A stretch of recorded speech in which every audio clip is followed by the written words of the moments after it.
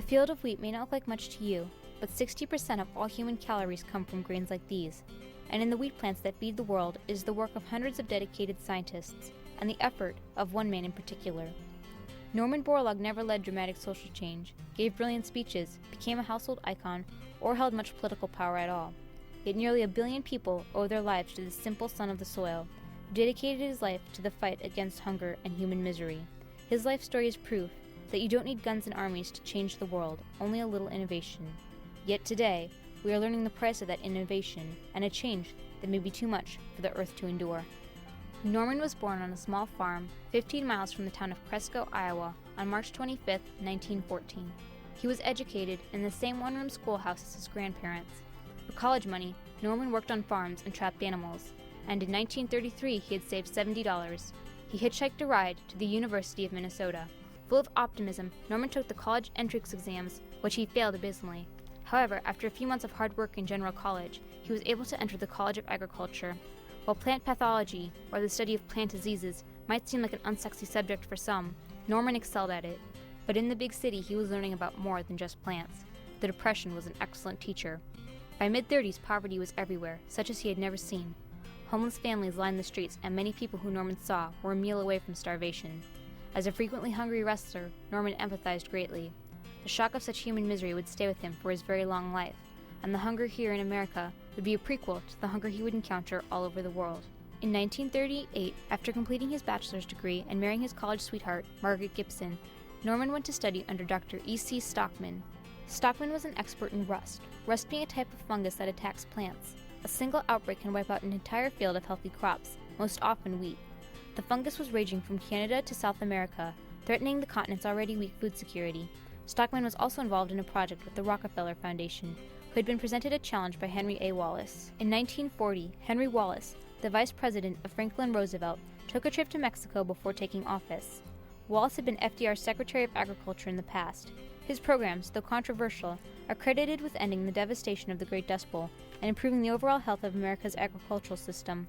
As the farming giant made his way across Mexico's farmland, he was shocked by what he saw. In the birthplace of maize, peasant farmers were barely growing enough to feed themselves, much less the emerging nation.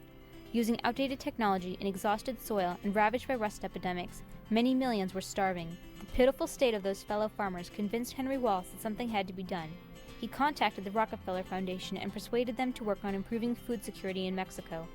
Aiding hungry countries was nothing new, but the foundation wanted to do more than just give a handout. Not only would they help the ailing nation feed itself, they planned to train young Mexican scientists to take over the program from Americans.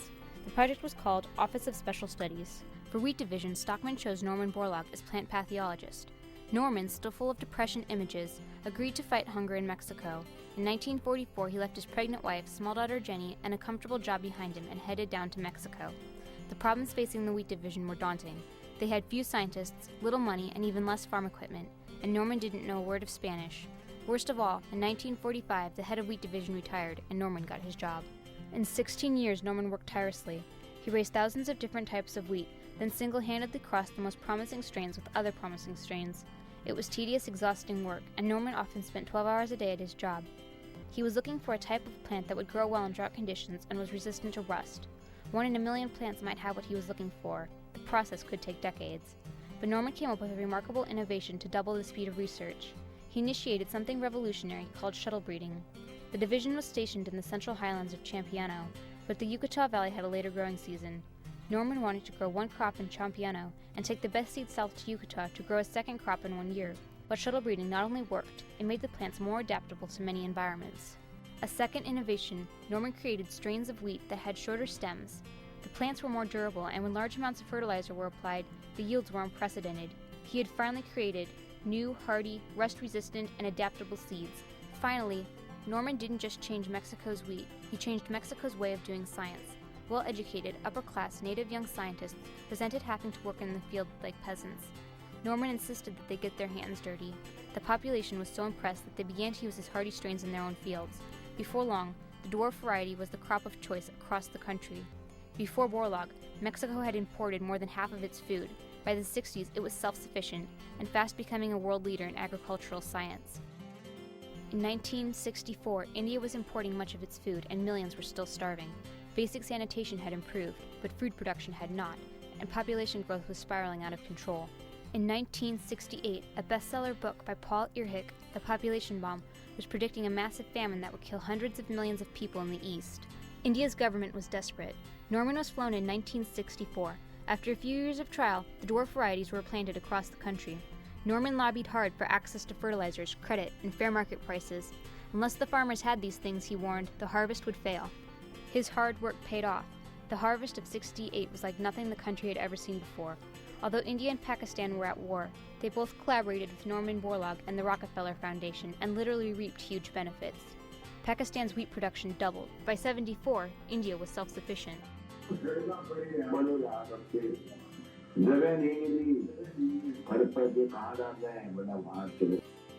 There was so much wheat that schools were converted into temporary granaries.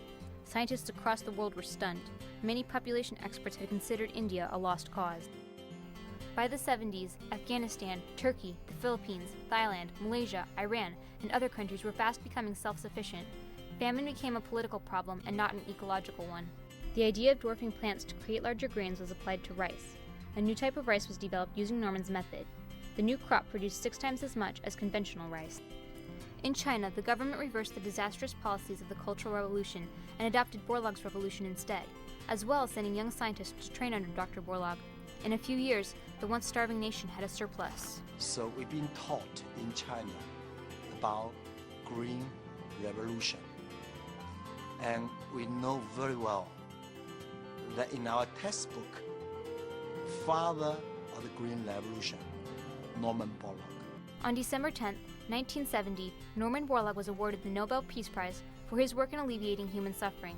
Accepting the award in the homeland of his ancestors, Norman exhorted world leaders to look for peace in the fields as well as at the negotiation table. In addition to the Nobel Peace Prize, Dr. Borlaug would also be awarded the Presidential Medal of Freedom and the Congressional Golden Medal.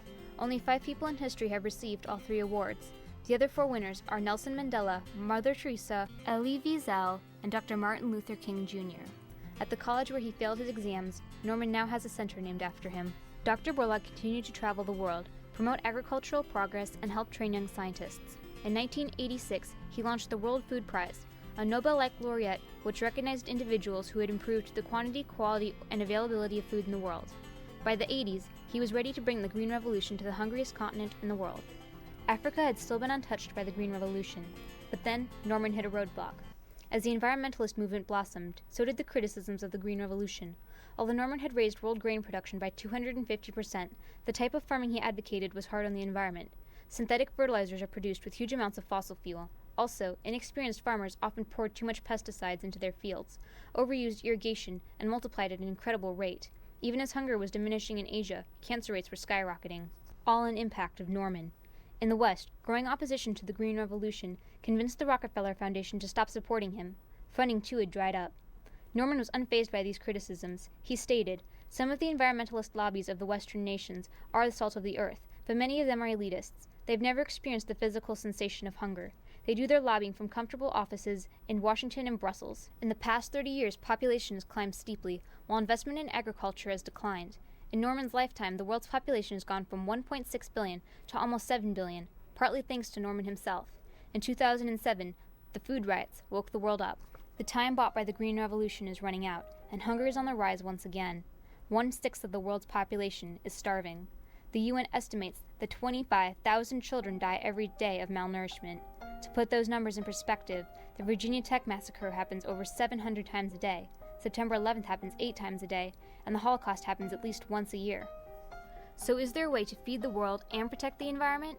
Many scientists are pinning their hopes on a second green revolution, a breakthrough that is truly green and revolutionary. Norman will not see it. He died at age 95, September 12, 2009. By that time, he was estimated to have saved 1 billion lives, more than any other person in history. As the world's population hurtles towards 10 billion mid-century, Norman's innovation must be remembered and built upon. His change and impact on us all is simply too important to become mere history. Well, I say that if I have done something, it's been a leader of a team, and I couldn't have done anything alone.